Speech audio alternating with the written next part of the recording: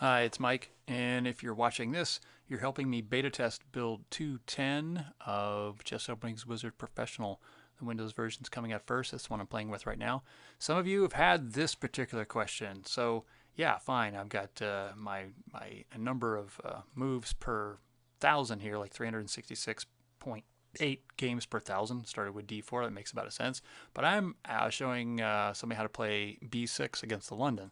So let's play a few moves here. And F6. Oh, now we're transposing back into something that's at least 1 per 10,000 moves, like 0.1. And 7. There we go, 7 per 10,000 moves. If I play that, I expect 7 games per 10,000. I've got like 70,000 games, so I should have about 40 games I can find.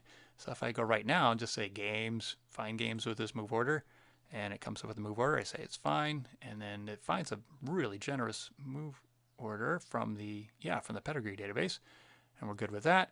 Click OK. Clear the list, sure, cleared it.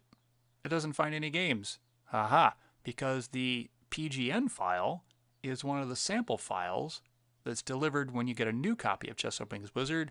And since you've got an existing copy of Just Openings Wizard, it doesn't bug you about installing the sample files. So let's go manually do that. So this is how to get around that. So I say File, Install the sample files.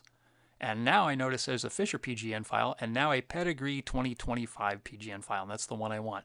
So when I click on install, it's going to cycle through all these ebooks that I don't necessarily want to install, so I'll just say no to each of them. Say no, no, no, no, no, no, no. Keep saying no until it gets to the PGN files.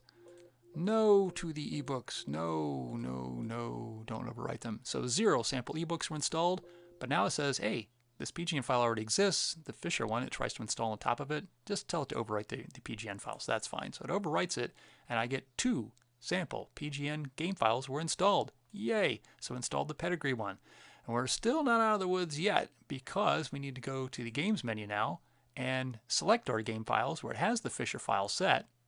But now we need to add a file, and now our Games folder now has Fisher and the Pedigree 2025 PGN already indexed. Quite nice. So that's all done. I'll even uncheck the Fisher file because I just want to see the games that are in the Pedigree database. Click OK. Now then, again, this position that I reached before this position here, not this position after this particular move, but the position after E6 said there's about 7 per 10,000 games in the Pedigree database. So it's only games between 2,500 plus rated players. So if I go and search, and this course has like 70,000 games in this database, so that's going to be 40-ish games, right? So now when I say games, find games with this move order, I click OK. Let's see, if I don't have all possible move orders, it just clicks OK, right? And I say, okay, let's go get them with just this particular move order, and it comes up with 0. Why is it still coming up with 0? Because I just already gave you a hint, right? If I go back, and I close this game list, if I go back to games and say find games with this move order, and I make sure that all possible move orders is checked, then I click OK. It comes up with this nice list of all possible move orders, and these moves have all been played in these 2,500 versus 2,500 games, right? So it's finding all these possible move orders without any kind of lookup. So it just generates them by just crawling through the database real quickly and finding all possible ways to get to this position using only the Pedigree moves. So now that I've got that set with move order search on, I click OK. Now we're getting the 40 games that we were promised. And here they are. So Gadakamsky, let's go take a look at his game. It loads it up in the game window. You'll notice that the game window is also taking advantage of the Pedigree statistics. Thanks again for testing build 10. I'm probably going to have another one.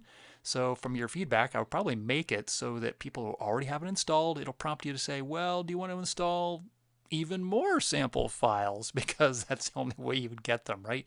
So thanks for your feedback and thanks for testing.